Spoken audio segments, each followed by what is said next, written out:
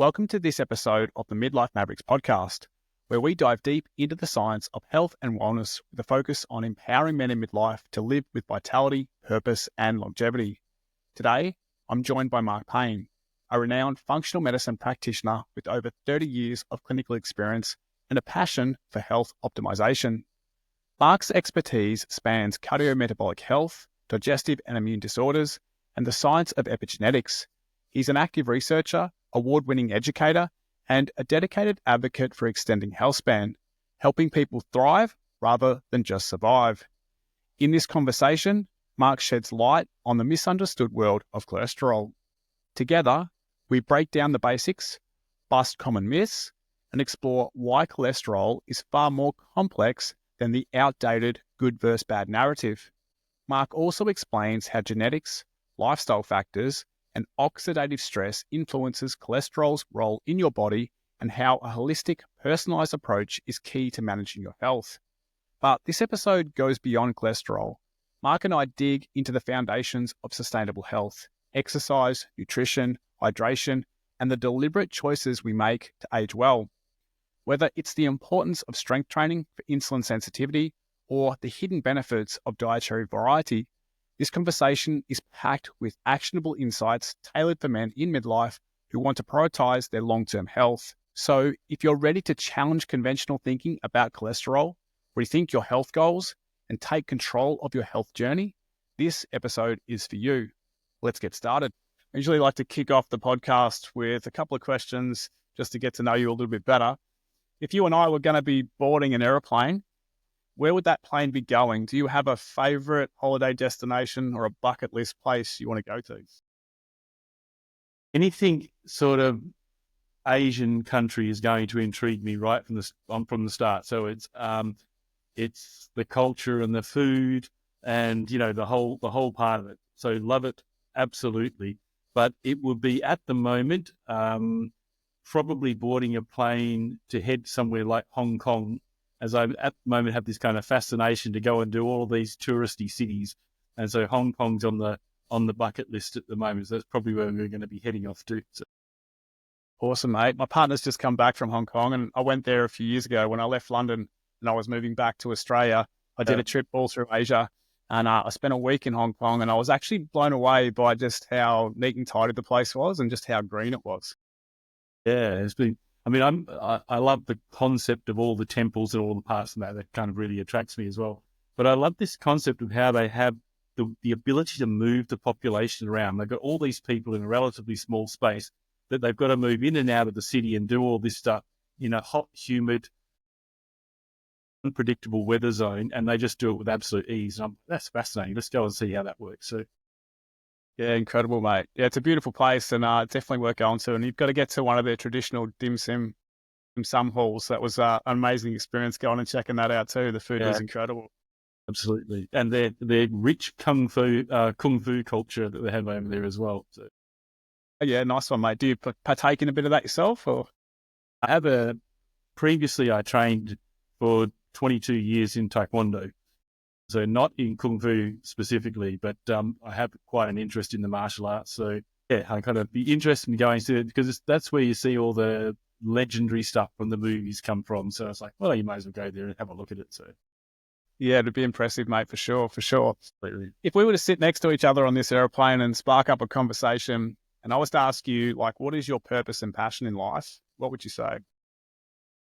My purpose and passion. Okay, that's a big, broad one to jump right into from there, because I have so many of them. But I suppose really for me, I'm very much into how personal pursuits. What I try to do is how do I set up a life where my environment and the things that I do, my routines, my habits are all just feeding into my health and my well-being long term, so that I'm not having to step out of my world to go and do a thing because it's good for me, but actually I live my life there. So I'm constantly pursuing things like I taught myself, I was really fond of photography when I was at high school and was really good at that. But we did film photography and had to go in the dark room and develop everything. So I completely taught myself digital photography and digital editing, and that's progressed into now I love video. And so that's progressed into me recently buying a drone. So when I go and do my hiking and things, I can get better camera shots of doing things. And of course, all of this is about, how am I being creative, using my brain, learning new things, being out in nature, living life. And so it feels like my day is filled with being a hobbyist, going and doing all these things. And it's all building into health. That's what I find. So it's kind of like, call myself a biohacker without all the technology. It's kind of how I describe myself in many cases. But yeah, so that awesome, would be mate. passion. How do you just build this perfect life that makes you well? Yeah. It sounds like you really value your health. Is that something that changed at a certain point in your life, or have you always had health as a high priority? Health has always been a relative priority for me, coming from my family. And particularly in my family, we have an enormous problem, long history of cardiovascular disease. That's kind of where my interest really developed, is like, I've got to live longer than everybody else has lived in this world. And to the point where basically, no male has lived to 70 in my family. Okay. They've all died anywhere from their 40s to their kind of mid to late 60s.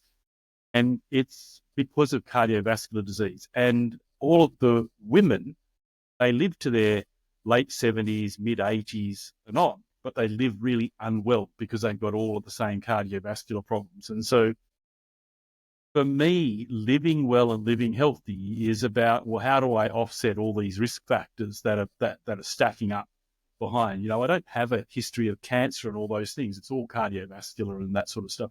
And so what is it that I can do every day to offset that risk? And that then just simply flowed into, actually, that became my passion. Like, this is really interesting stuff.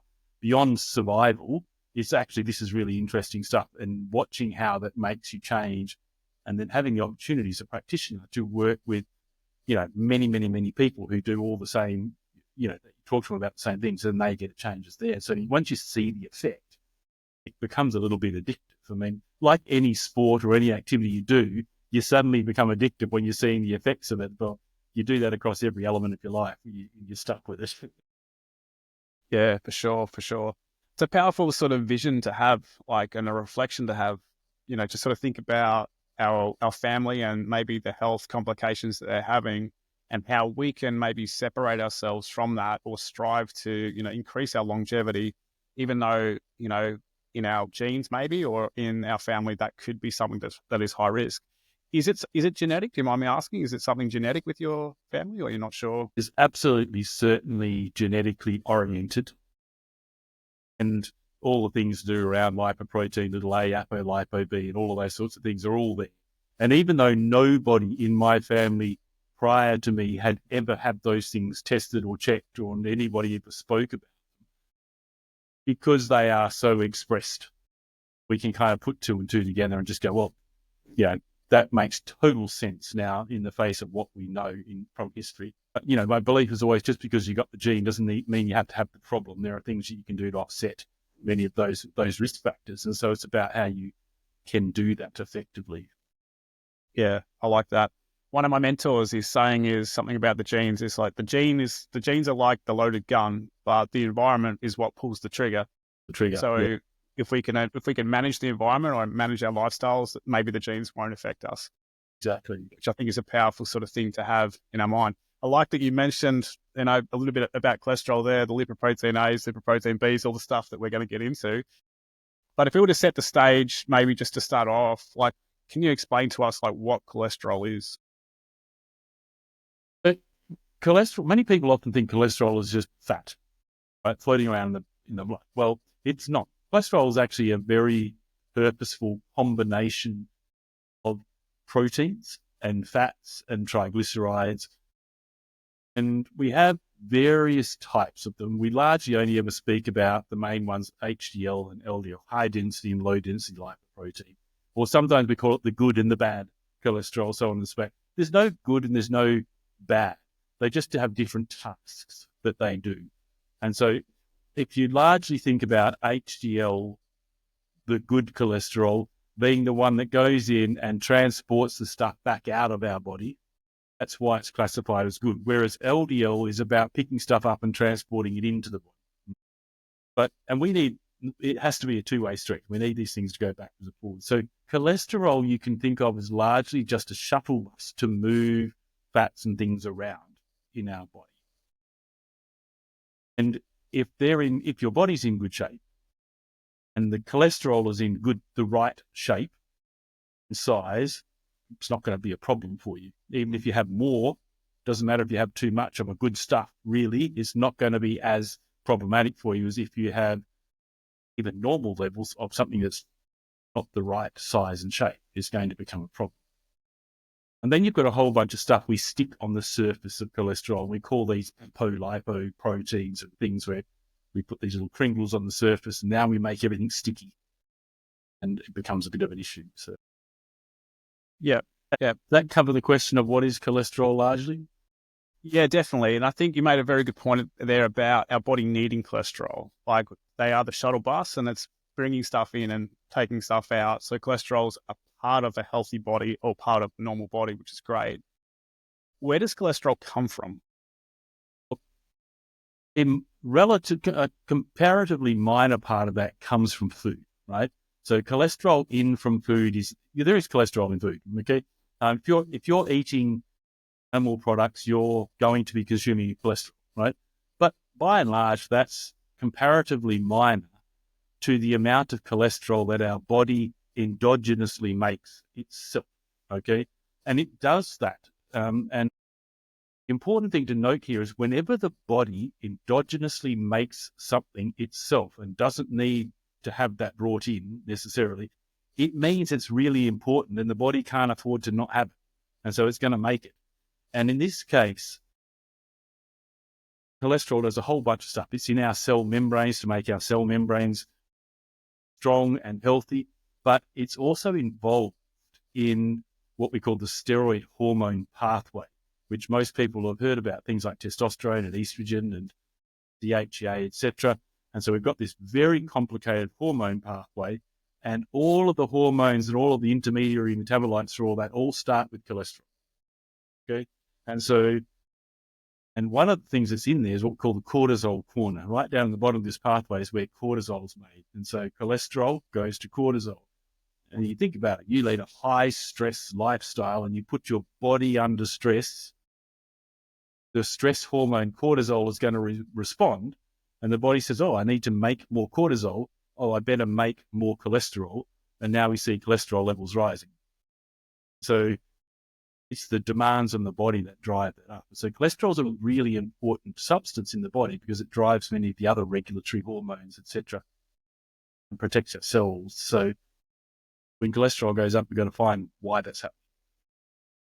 Yeah, I like that. And that's really the functional medicine approach, isn't it? When we're seeing a response there, the cholesterol is going up, but we're trying to think about the root cause because the cholesterol might be the symptom.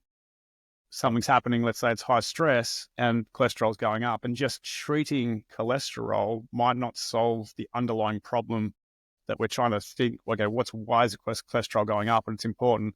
And I like how you spoke about, cholesterol is important for the body because it's used for the cell membranes and it's used for hormone production. So if we've got low cholesterol, that's also going to be a problem, isn't it?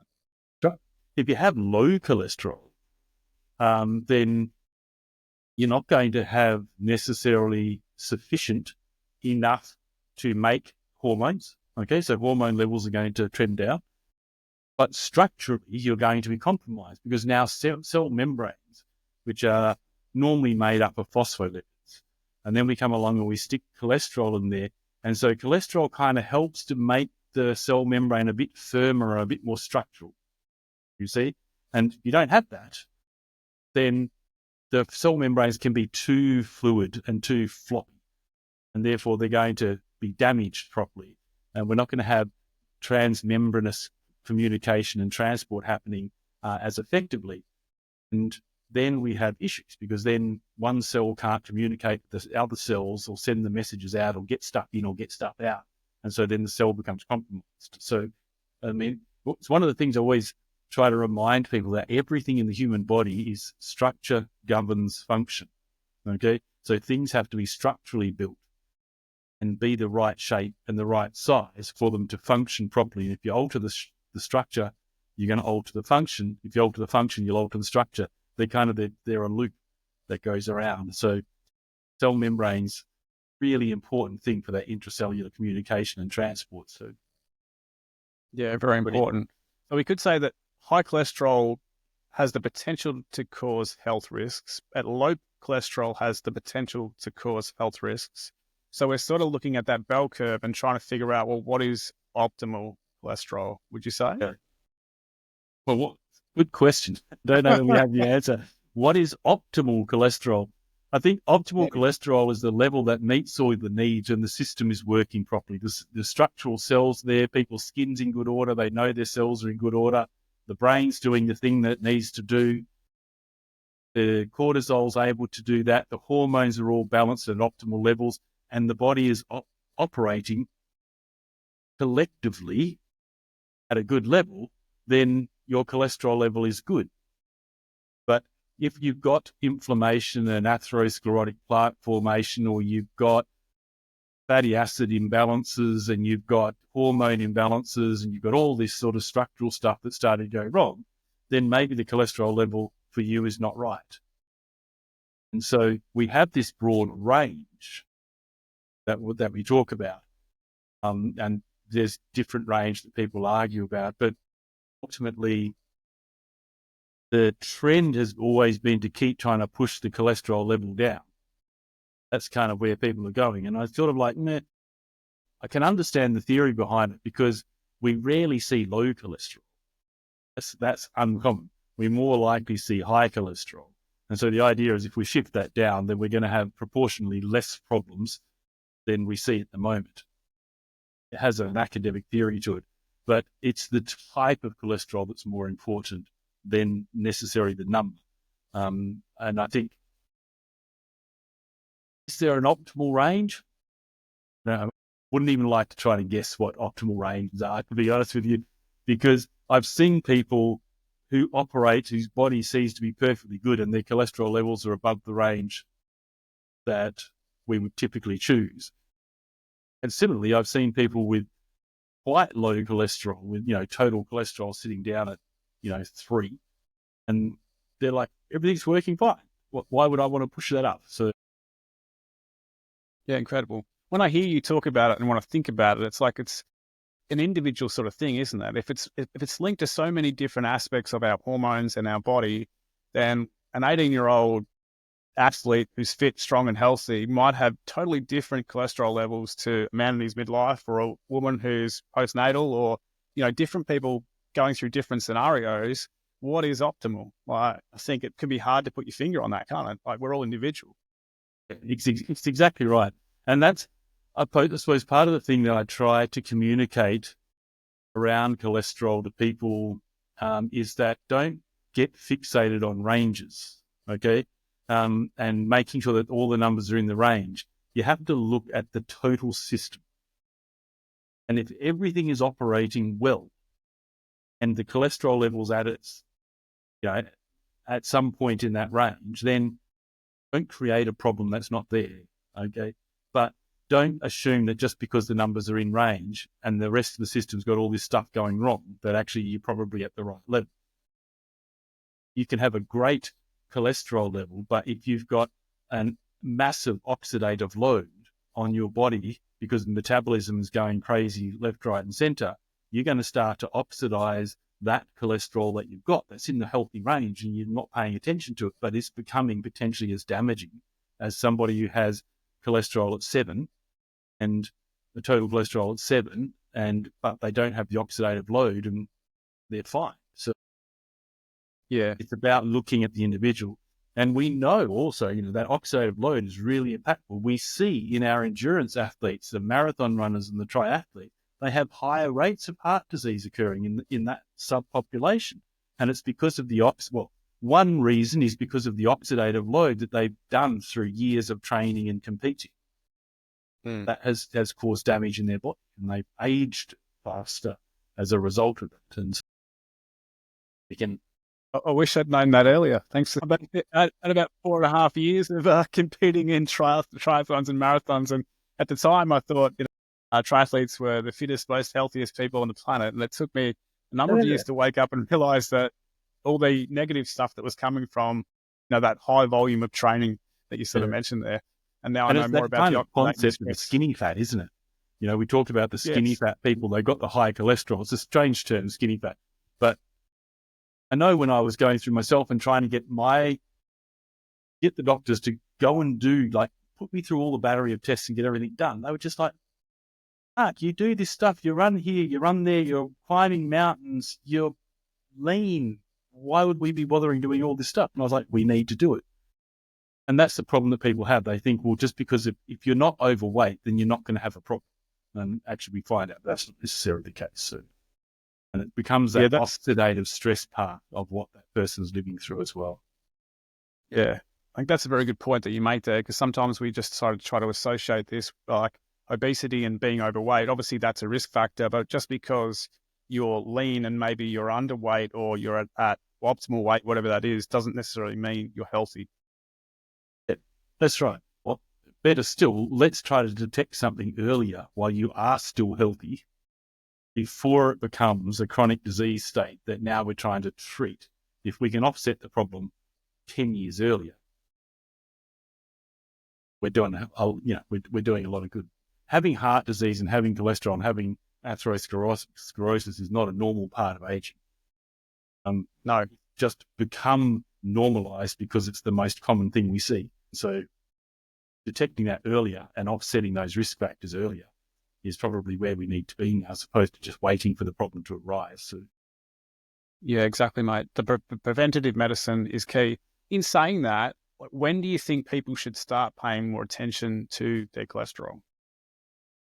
Well, I'm fortunate enough here in our practice that we see a lot of people who work in the optimizer stuff. So we're getting people coming in their late 20s and early 30s, and we put them through the battery of tests from the start.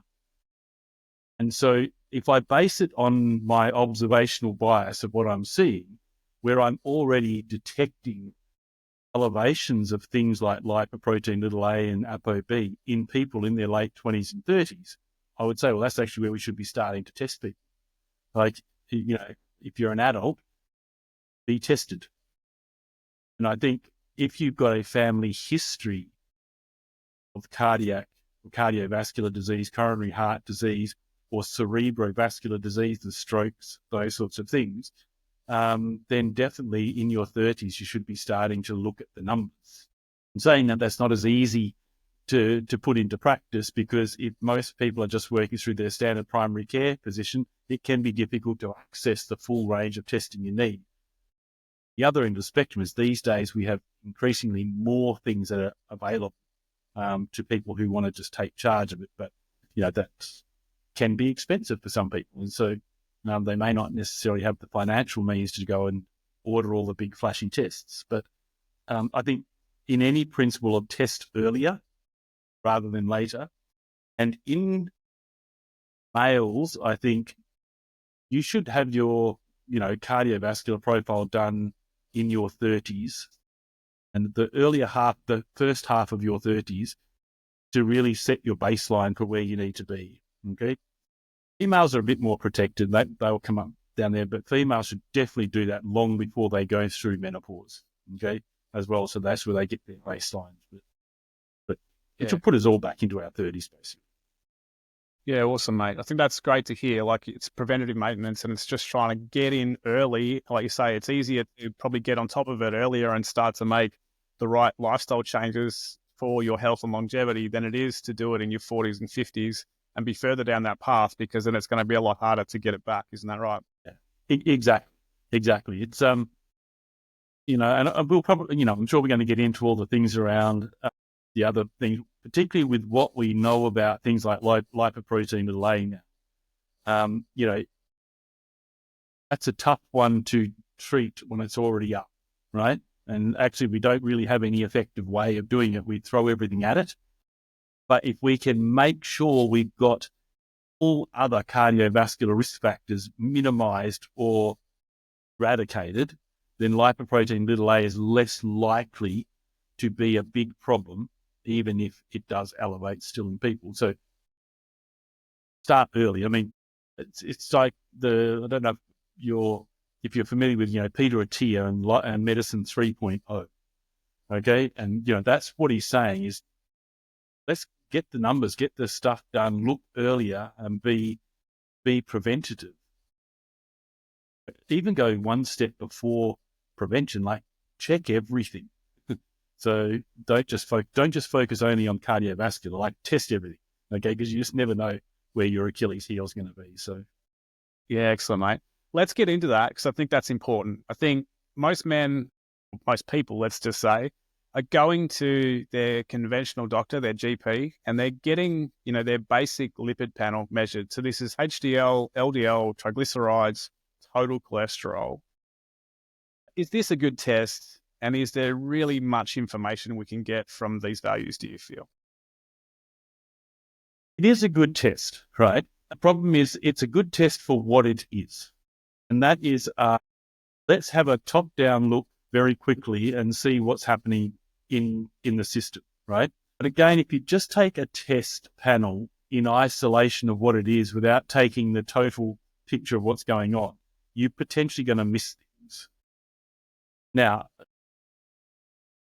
if you do a cholesterol panel and let's say you have got what we often find, the elevated total cholesterol, the triglycerides are creeping up, LDL's high, HDL's tends to be on the lower side, etc. The usual course of advice is eat better, lose some weight, exercise more, and that doesn't turn this around in a short period of time, then we're going to go to statins and medications and so on and so forth like that.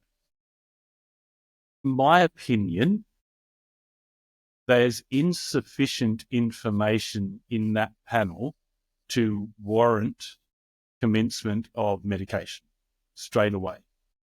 We need to look a bit deeper to understand what's the best approach to that. Now, I'm not anti-statins. There are cases where I'll say to people, you need to be on these things. It's just, it's a good, and there's an argument these days where people say, take your statin preventative, right? Now, I don't know if I'm quite at that point. My old brain's probably holding me back, but I think that, statins are not the devil, but I think we need to be more judicious about how we make the evaluations. In saying that, things like lipoprotein little a and ApoB are not tested in those panels.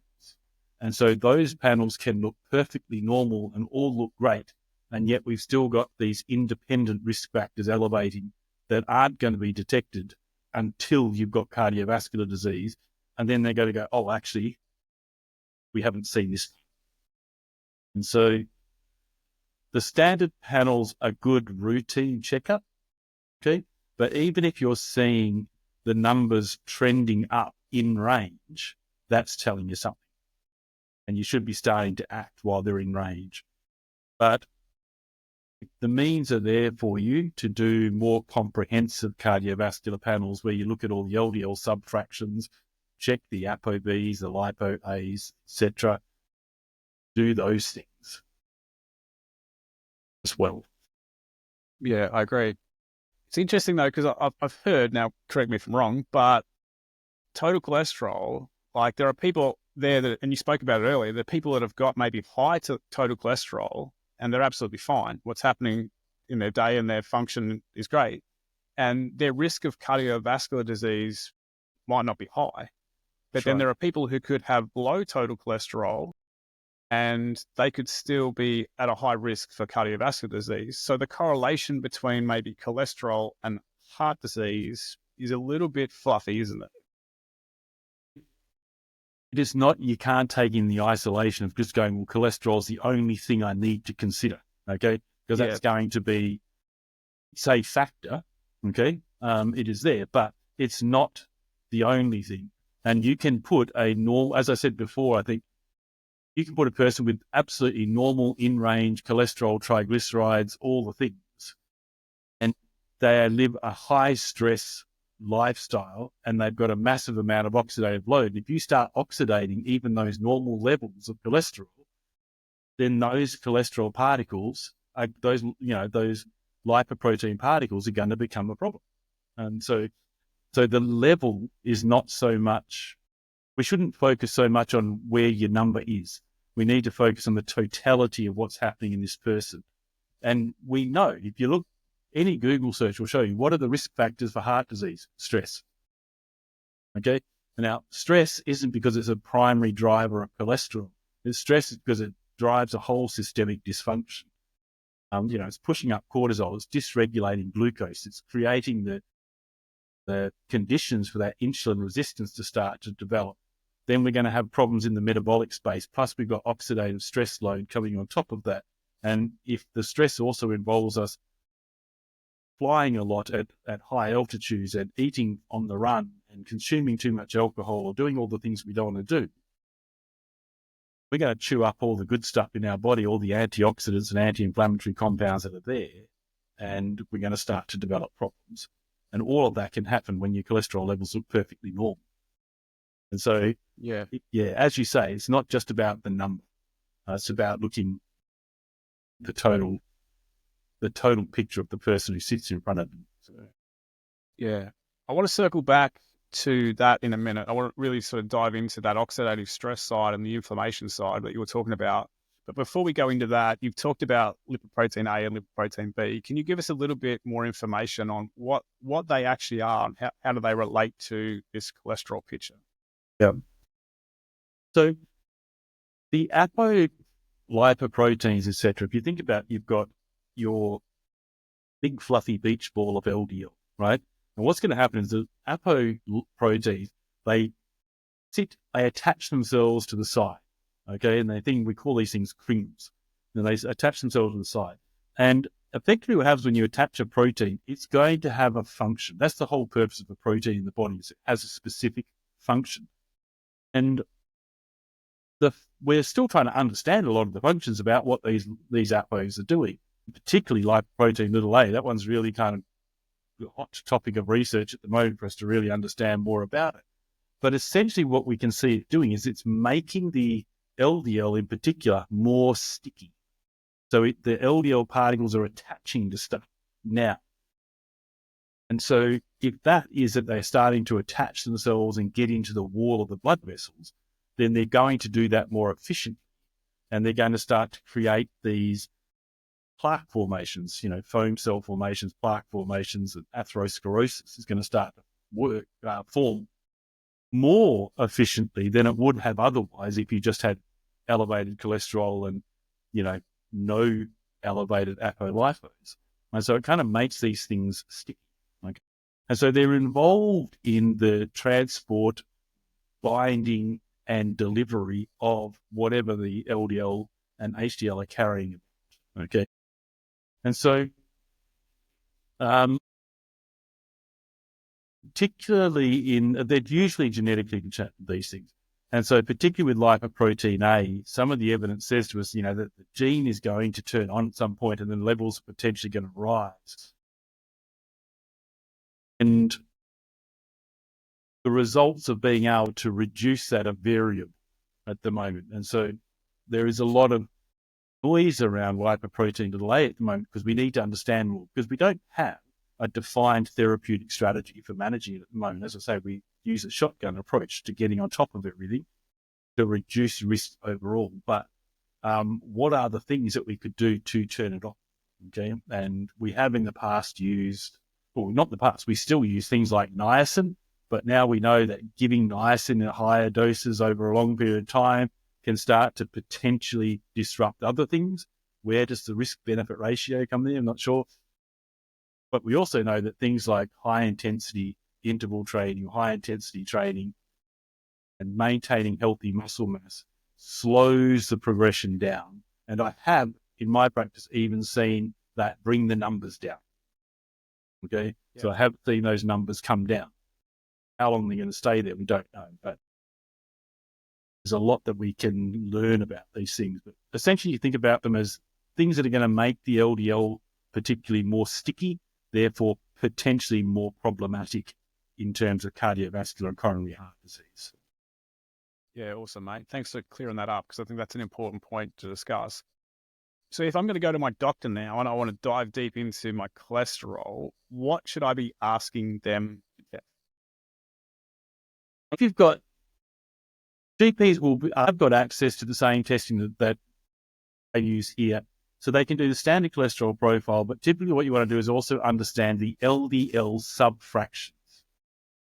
And so depending on the lab it goes to, they might do 3 or 4, or the one I use uses 7 LDL subfractions plus VLDL. It is unfortunate that unless you can kind of show a risk factor for problem, that lipo B and lipoprotein little a are kind of not on the menu, okay?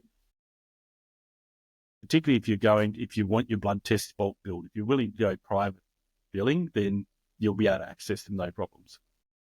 But in terms of cardiovascular health overall, if you went to your GP and said, I want to be checked, I'd be doing lipid profile, I'd be asking for the subfractions. I'd want them to do a highly sensitive CRP, okay? So that's a marker of inflammation, okay? And the other one is to do glucose and fasting insulin, so that we get that glucose part under control as well. That's inevitably going to be involved somewhere. And that would be kind of the minimum that I would expect somebody to be able to get and have a relatively thorough evaluation done. Now, there's many levels more that we can go above that, but to put your toe in the water, you probably want to start at that level. And then you can go down things like coronary calcium score, CT angiograms, and all sorts of homocysteine and all sorts of other things down the track. So. Yeah, awesome. I think that's a good set of tests to have, and I like that you've sort of pointed that out.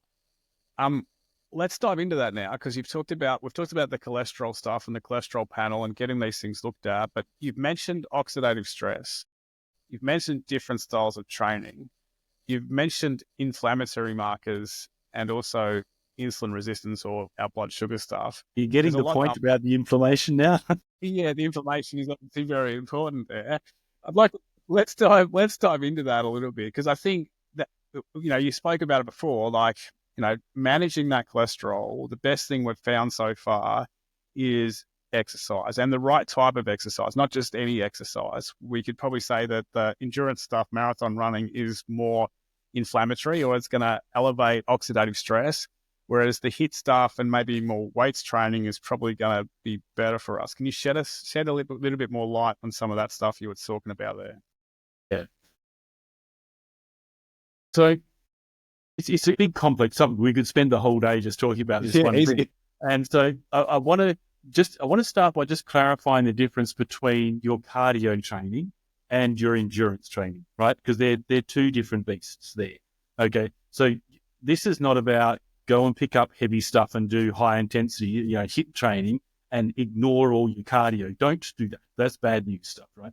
You need to do your cardio. But when you go to endurance training is just, as I say, it's a whole different beast. And we know a lot more about endurance training now and understanding the effect, lactate and VO2 max and how we can build that. And we do great things with zone 2 training to build aerobic capacity, do all that.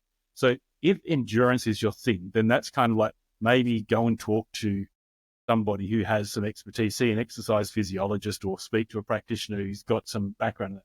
But let's pull it back to let's look at the everyday stuff that we should all be doing, okay, as part of our healthy diet and lifestyle. And cardio's, right? And I would tend to say, if you look at the Australian guidelines, your 150 minutes divided over most days of the week, they say 30 minutes 5 times a week. I think most people should consider that their absolute baseline, okay? Assuming they haven't got a problem why they can't exercise. That should be your starting point, and let's build up from there. And I think of that division, more of it should be orientated towards HIIT and strength and resistance training than to cardio, right? And so of that, I would say do at least 3 of those 5 sessions as HIIT and strength and resistance and 2 as cardio. And don't forget flexibility, right? Flexibility in all, some form of stretching everywhere. But if we look at high intensity, there's different ways of doing it. The most of the evidence comes from doing high intensity interval training. So short bursts of push yourself up, get to your zone 4, hit your zone 5, go hard, go fast, do it quick, then stop and rest, and then repeat, and keep doing that over time to tolerance level. That's the other part, because of course we can go to overtraining, and then we're just going to create the problem that we're trying to avoid at the end of the day. And if that's not your thing, or there's a reason why you can't participate in that type of session, then you can increase intervals of higher intensity stuff into your other work. So you could go for a jog and then find a nice grassy uphill section and sprint to the top, and then just jog back down and then sprint back up. Or rucking has become a big thing now, like stick a heavy pack on your back and go for a run, or wear a weighted vest. You can kind of build things in around what you do. But the high intensity interval training has got good evidence to show that it will bring cholesterol levels down, okay, and improve triglyceride levels. Some evidence has shown good effect in that, with that being the only intervention. They've otherwise left diet and there's no medications. Everything is just do the hard stuff and do it fast. Whereas your strength and resistance training really comes to the forefront when you want to improve that glucose sensitivity or the insulin sensitivity, and improve glucose regulation as well. If you build metabolically active muscle, that muscle needs glucose, okay? And it's got a storage of glucose in itself. It's glycogen stores, and it'll use that quite happily, but then it wants to replenish those things because muscles have to keep working. But you need to build up and train that into people. It's not something you do for a month and just go, okay, well, I must be good now. Move on. It's got to be, go back to James Clear's Atomic Habits and make it a habit in your life. I think that's a really, really key part of it. So. That's awesome, mate. I'm rapt to hear you say that, because I think a lot of doctors don't understand the importance of exercise plus the right dosage and what's the best bang for your buck. We're all busy. We've all got a load of responsibilities. There's a lot going on. But if we can maximize our training time to deliver the best results through strength training and through this high intensity interval, which you correctly said, training, then we're going to reap the rewards with a lot less time spent. You know, endurance athletes spend hours and hours running, cycling, swimming, doing their sport, but the health implications on that and the time available to most of us just isn't really realistic, but also it's got a lot of negatives. If I can add a little bit more to what you just sort of said about the training, but when we're doing that high intensity interval training, that is glucose dominant. That is using the stored energy within the muscle to sustain that workout. And it only works if we're doing sub 60-second efforts. Anything more than that, now we're starting to tap into oxidative. We're going more aerobic. More oxygen is being used to create that energy than glucose. So we want to be staying in those intervals and doing those intervals with, like you said, work and rest, so that we can deplete those glucose or that sugar, those carbohydrates virtually in the muscle cells, and then replenish that. So it's managing our blood sugar levels. It's helping us there. And then we talk about strength training, specifically hypertrophy training and building more muscle. Well, we're making the tank bigger. We're having more room to be able to store glucose and that sugar. So they go quite well together. They support each other quite well. And like you say, if you've got the capacity to do that, 3 times a week, strength training, a couple of times a week, high intensity training, or even combining them, then the bang for your buck's going to be really, really good. And this circles back nicely to 2 of the things you said before. One was like the inflammation stuff, but the other stuff was about the blood sugar, the insulin resistance, and, you know, our metabolism or the metabolic system and how that all sort of works. So that really ties into heavily with, you know, cholesterol. Would you agree? If we go back, think about cholesterol. Let's just focus for now on LDL, okay? The bad cholesterol, so we call it, right?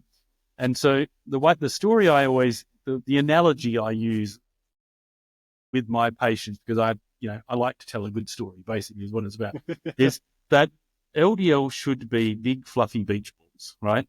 They will just roll along your blood vessels and they're not going to cause any damage whatsoever. They're just going to take stuff in, take a shower, pick it up and take it out. And the other part about it is you think about LDL as not being one thing, but it's a bucket, right?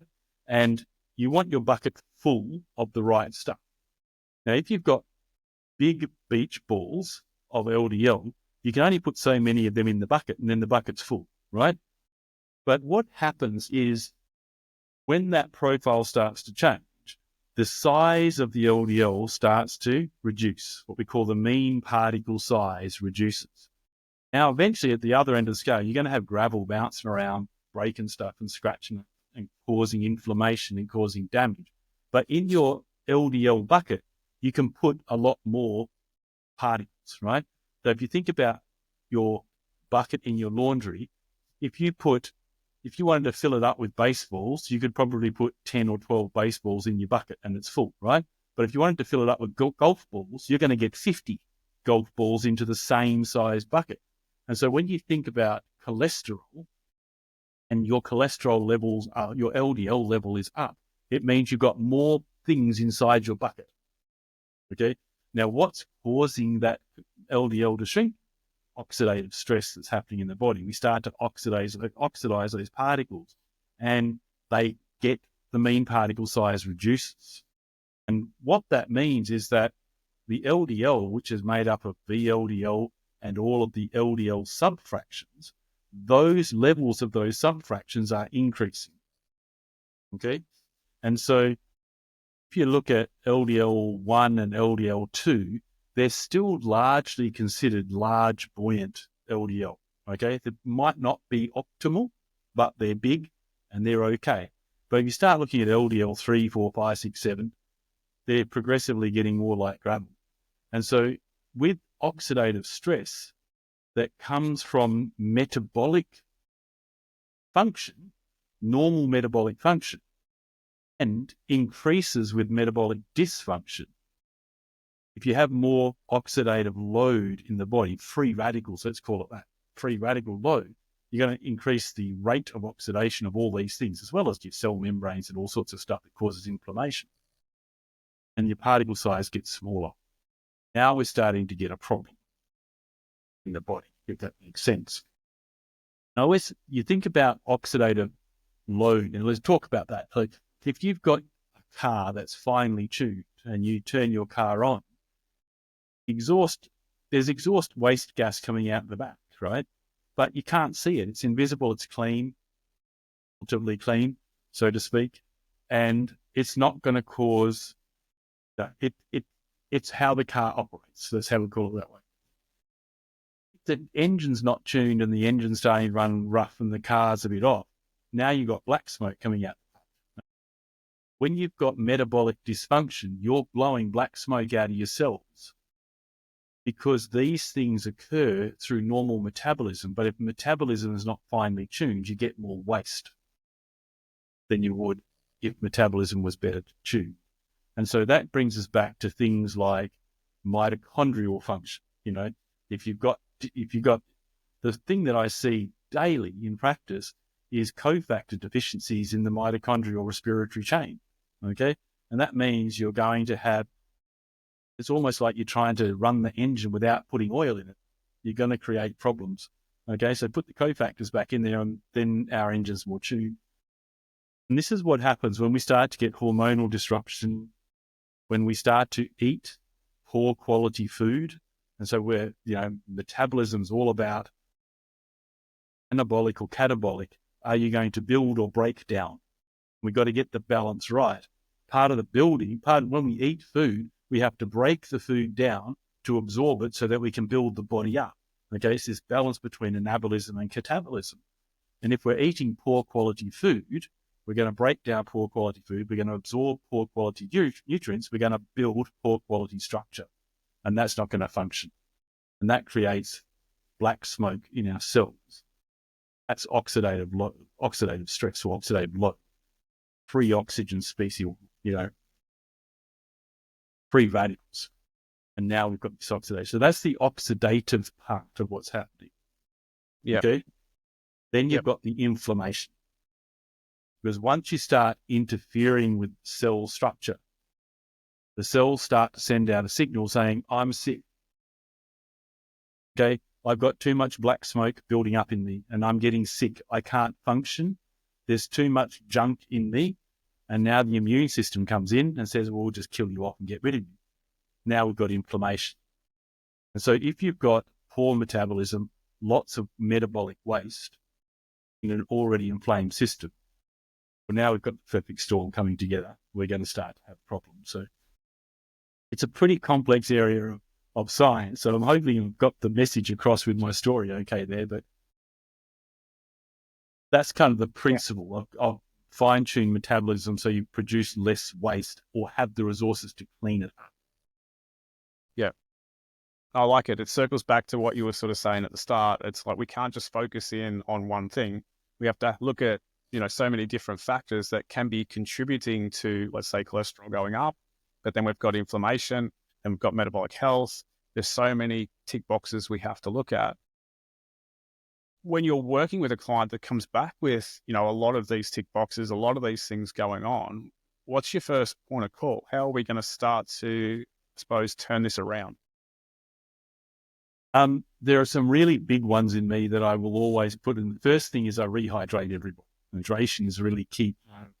If your body is dehydrated, this chronic unintentional dehydration, you are producing junk in your cells, and the cells can't talk to each other. And so I'm always rehydrating them as a start so that I've got the right environment to get the cells to communicate with each other. And that happens even before I know test results. And then I'm going to get data. Okay, I want labs. And in the meantime, we start with where it should all start in cardiovascular, all start in life. And that is get diet and physical activity and sleep and stress right. So in functional medicine, like in basically most things, we talk about 4 pillars: eat, sleep, move, stress. Those are the 4 things. And here we actually have a habit survey that we get our people to complete, which just asks them the general things. Do you do 10,000 steps a day? Do you drink enough water? Do you do this? And it gives them a score on the 4 pillars. And then we link them to a whole bunch of resources to say, this is how you can start to move this stuff. And it's quite interesting. I work with a lot of optimizers and health-orientated people, and their habit scores are coming back with an overall score of 38, 40%. And they're quite surprised. They're like, wow, I would have thought I'd been at 80 or 90%. We're like, yeah, let's go back and start here again. So that tells you that it's not common knowledge for people what they need to do. So we're going to start on those 4 pillars of that. And particularly if we're going to come back to the cardiovascular health, it's the diet and exercise is really where I want to go. And in diet, the biggest problem I see is lack of variety. And so if you think about the studies in the people in the blue zones like Okinawa, Kiwi, and those sorts of people, they eat a variety of about 200 different foods. Now, I'll give you some homework to do. Next time you go to the supermarket, see if you can find 200 foods in the fruit and veggie section, right? You probably haven't got that variety. Then think about the variety of foods that you do eat. And often I find most people eat a variety of about 8 foods. Potato, carrot, capsicum, onion, zucchini. And that's kind of broccoli is in there usually. And they just have this small number of foods which they just put different dressings and spices on to make it seem like they're eating different stuff. But in fact, in the body, it's just these things. So increase variety. And I always talk to them about a rule that I created to help people have a guideline to increase variety. And it's called the 12-30 rule. And that is eat 12 different whole foods every day and a variety of 30 different whole foods every week. And so it can be challenging for many people to even get to eat 12 different whole foods in a day. But then they've got to eat a variety of 2.5 times that over the course of a week. And they suddenly realize, I'm not eating enough of this. If you're not eating those things, you're not getting enough antioxidants, you're not getting enough essential fatty acids, you're not getting these things in through your diet, which means the only way we're going to get those things into you is through supplementation. And so people often think supplementation is the easy answer, but when it comes to cardiovascular health, for people where you're trying to maintain that for life, that's a lot of pills you're going to be taking over time.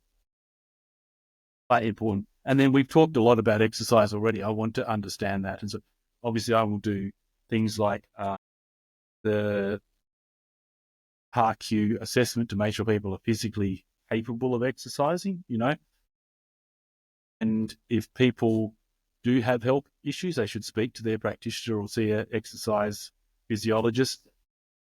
Often I will recommend people go work with a personal trainer or somebody to start with to learn how to do the things, okay? Because you say to people, go do HIIT, right? And they'll go, okay, well, I'll just go and do this HIIT thing somewhere, and then they injure themselves. So then we got a problem. So they need to be able to do things safely. And even if you go to the gym and do some weights and resistance training, I've often found that one of the barriers to people doing that is they're like, I don't know how to use all the machines, and I don't want to go in there and feel uncomfortable. Get a personal trainer. They'll just take you through a couple of personal sessions, set you up with your plan, and you're up and running. And you can overcome that. So start with the foundations while you're getting test results done. Rehydrate, and then rehydrate them again, because they'll lose that. And then we start to knuckle down into the therapeutic elements of what we have to do once we've got them. Yeah. No, very important. I like that. It's the lifestyle changes and making sure we're getting the foundations right, while obviously you're waiting for test results to come back so that you can make further assessments there. While we're on the topic of nutrition, or while you were sort of chatting about that, we touched on it at the start. We talked about cholesterol coming from food, like a small amount of that.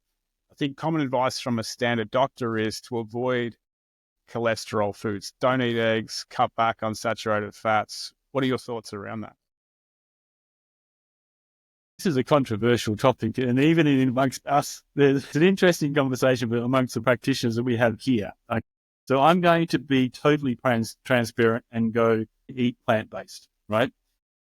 And so the only exception to that, as some people may be surprised, is that I eat eggs, right? Eggs are not the devil here.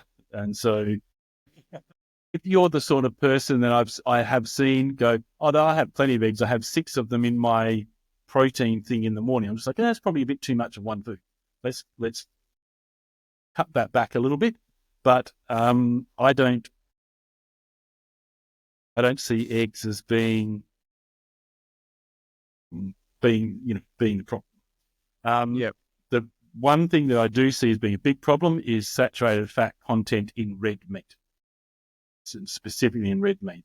And having seen hundreds and hundreds and hundreds of patients' DNA come back, and it's so common that we see the DNA say, reduce red meat intake, reduce your saturated fat from red meat. And the second one is from dairy. And if we start to look at even the general nutrition guidelines now, they're all starting to turn around saying, we probably should need to reduce red meat consumption down to maybe twice a week, keep bringing it down. And so, and I do apologize to people with a carnivore slant out there. You're not going to be very happy with me, but I can only speak to the evidence that I see. When we look at the evidence for the dietary style that is most associated with longevity and health span, it is a predominantly plant-based diet with a wide variety of foods. And so I don't push veganism or vegetarianism on anybody. What I say to them is eat a predominantly plant-based diet with lean quality protein, good quality fat, and low or no processed food. Okay. And so you can have protein as whatever you want, but don't eat budget protein, eat good quality protein, and try to limit your exposure to the saturated fat content. But you don't want to exclude saturated fat. That's the other part, okay? Because if we don't have saturated fat, we're not going to build cholesterol. And if we're not building cholesterol, we're going to interfere with hormones and do the other stuff as well. So it's a challenging one, but I'm always going to go with higher plant-based component than meat-based. I'm going to be the opposite to you. I'm going to say that I'm going to go for a high animal-based diet. And the only reason I would circle back and sort of say, I'm each their own opinion. I think, there's probably good evidence around both. And I think what you said there about, no processed food, we could probably agree on that. You and I would be, no processed food, that's going to be bad for us. We want to be that's going to be good for us to cut out processed food. We want to be thinking about nutrient density and getting that in. My argument on the animal-based thing would be that when we're consuming protein, we're looking at metabolism. And you yourself before said how muscle was good. Now, animal protein is far superior at building our muscle, but we also think about blood sugar management. A higher protein diet is going to be better at managing our blood sugar than more carbohydrates. And to consume more protein on a plant-based diet means eating more carbohydrates. You really can't bring up your protein levels significantly without also bringing up your carbohydrate levels, which could circle back into the metabolic. But like I said, each their own. We could bang heads all day on this, so I'm not going to go down that path. Evidence. I'll show you the evidence. I think we could argue that science could be twisted either way to support either argument. I'm not going to say going full carnivore is healthy. I'd actually argue that going full carnivore has got its own health complications. And I think going full veganism's probably got its own health complications. So there is finding that sweet spot in between. And like we said with the cholesterol, I think that would depend on lifestyle, age, gender, a whole heap of things going on in your life, what that optimal diet would be. It's very individualized. There's no one diet that's going to work for everybody, I feel. But yeah, it's a touchy topic, like you say. I mean, and again, what I suppose, the way to, as I say, I speak about a predominantly plant-based with lean quality protein, because I definitely agree with you. You and I are on board with the protein. We are largely in the general population protein deficient. It is my belief, right? And we look at the amino acid profiles and we're seeing it all sit down on the bottom edge. There, I think protein deficiency is a problem that we need to learn to correct through diet. And getting that adequate protein from an entirely plant-based diet is more challenging, as you say, because it will mean increased carbs. Although if you're eating the right carbs, that's less of a problem. And if it's in the context of a whole diet, lifestyle, exercise, and everything else, less of a problem as well in space there. But I think that's it. But we should put that into the context of what works for the person. Where does that person need to be? Some people don't do well on animal sources of stuff. Okay, we see it messes up numbers. Whereas other people don't do well if we move them entirely plant-based.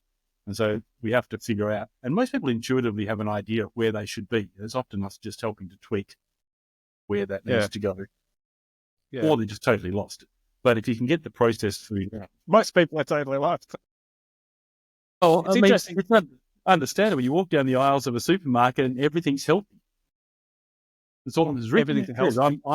Well, we can just look at what's going on in the United States at the moment now that Trump's in, and now we've got Kennedy in, and we're looking at the corruption happening behind some of the big food organizations, the FDA, all that sort of stuff going on there. I think, we can start to reflect on some of those so-called health foods and the labels that are out there. It's quite an interesting time, I think. Just to circle back on the nutrition, like often when I talk about nutrition or I think about nutrition, like the ancestral diet comes to mind. And when we look back at our ancestors and we look back at the different tribes of people. So I think closer to the equator, more tribal people would eat more carbohydrates because that's sort of what they had access to. Whereas the further we moved away from the equator, we would generally see more tribal people eating more animal proteins and animal fats. And we're thinking about, like the Eskimos living off seal blubber and seal and fish and all that sort of stuff, which is a really high saturated fat and high protein diet, but yet their heart risk on heart disease was quite low. Quite low. Yeah.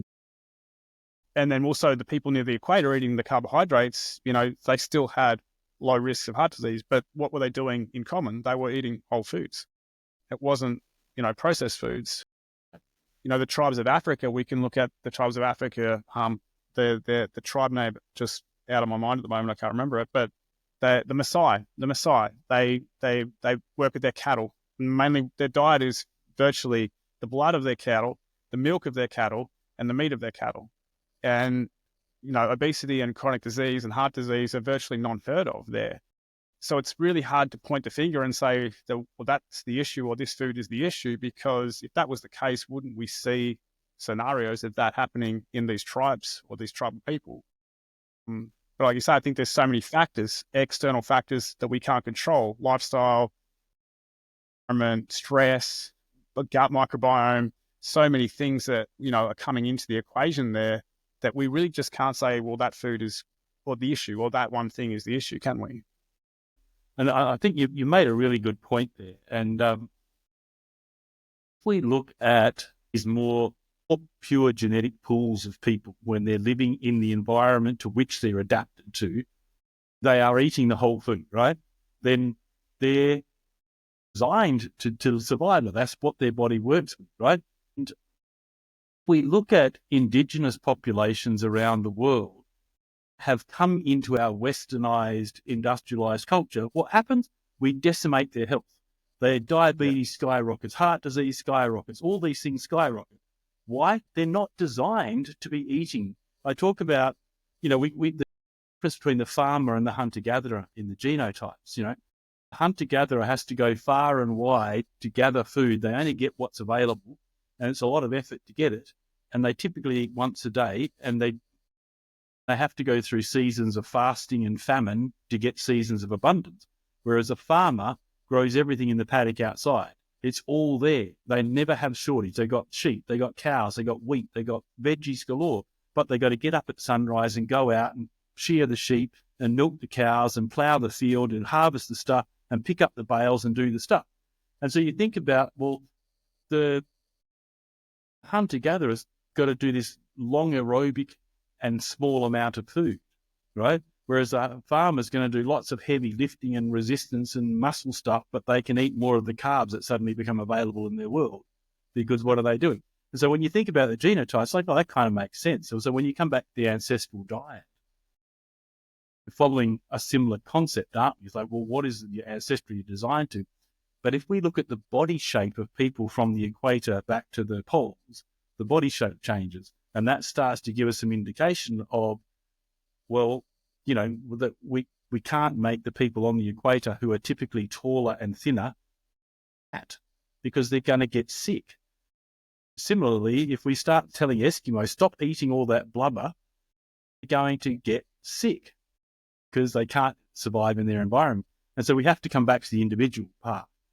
And the other part I find interesting, and I'm not talking against the ancestral diet, but I find it interesting, is that the gene pool has been very mixed. See, and so we're not geographically isolated, so we just live with people of our own kind.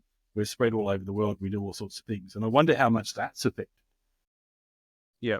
Somebody, I mean, getting, if we've got people in the sub-Saharan African part here in Australia now, we've got those people. What's the impact on their health? Well, actually, we're seeing them start to develop problems. So we've got to address that. And I wonder, well, what happens if we, us up there eating all the fish, the Eskimos? I typically say to people, no one's eating enough omega-3s, but I think we went and ate, if that's all we ate, we probably wouldn't do so well on that. So. Yeah, that's exactly it. And then it's like the whole extra added part of like the gut microbiome. Like we look at, modern tribes people today, and if we look at their gut microbiome, it's so much more diverse than our Western cultures. Obviously, you talked about the small limited amount of food, people eating roughly 8 different types of food, in their lifestyle. Obviously that's not feeding enough of the gut microbiome, but the tribal people, eating so much variety in that food. And obviously that has a huge impact on overall health as well. So there's just so many factors where it has to be individualized. We can't just say this is the perfect diet, or this is the perfect exercise program, or this is the perfect XYZ, because it really depends on the environment that you live in and, your individual genes and your health. And there's just so many factors to take into consideration, isn't there? So we can see that now. Like, I think there's not a lot of research that's come out, or a lot of evidence that's come out about it, but I think we're going to see more of it happening, is that as we look more at these blue zones there, and we found these people who live forever, these super centenarians, and we identified the 9 major factors or whatever it is that contributed to that what we're seeing now is that the newer generations coming through in those exact same regions are not doing as well. No. So now we've kind of got a reverse petri dish.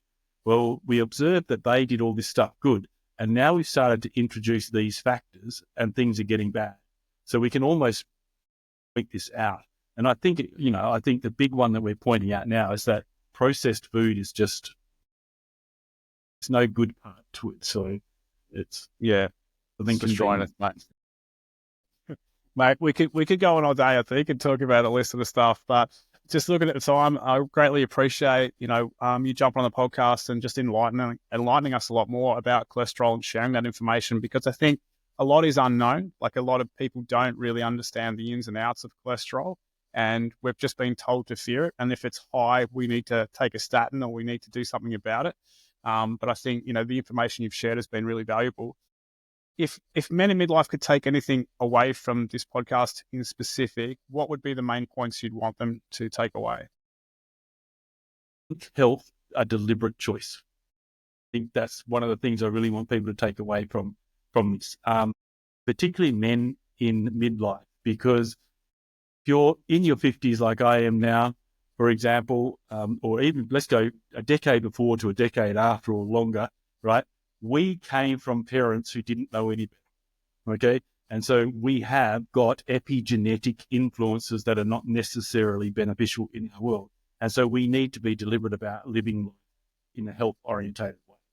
And so go find the person that's going to do the testing, get the data, track the data. And it's not just a single data point. You want to track the trends in the data over time. And look at the evidence around. We've talked a lot about the nutrition, a lot about the exercise, but we didn't touch a huge amount on the stress, and we really didn't touch much about sleep. But those are big factors in there as well. If you don't sleep well, you're going to have a heart attack. That's all there is to it. Okay, so irrespective of your cholesterol. Start looking at those things and listen to the other people who are experts in the field and what they're having to say, and build habits. Build habits into your day. Like what I was saying earlier, what am I passionate about? How do I just build a life that promotes health? Okay. It's about building habits and exploring things. It's a lot of fun. It's a lot better than pills and potions and diagnosis of illness. So get out there and have a go at it. Yeah, that's awesome advice, mate. And as a health coach, that's virtually what I'm all about. It's all about building habits and building sustainable habits that we can maintain, and putting health as a priority, like you just said. I think in our younger years, we can sort of get away with a lot more, and maybe health slips down the list of our priorities or our values. But I think when we sort of hit that point in midlife where we start to realize how we're not invincible and that health is really important, that we need to take care of us, it slowly starts to climb the list. And I think the sooner we can put health as our number one priority and then live our life to maximize that, I think the better. And the work that you're doing and as a functional medicine practitioner is just really, really valuable.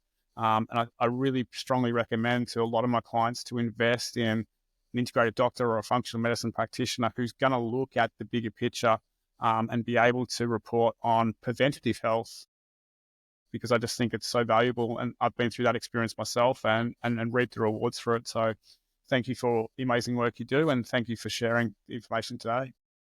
Absolute pleasure. And thank you for having me on to talk to you about all these things that I'm passionate about. Thanks for tuning in to the Midlife Mavericks podcast. Remember, your journey to optimal health and vitality doesn't end here.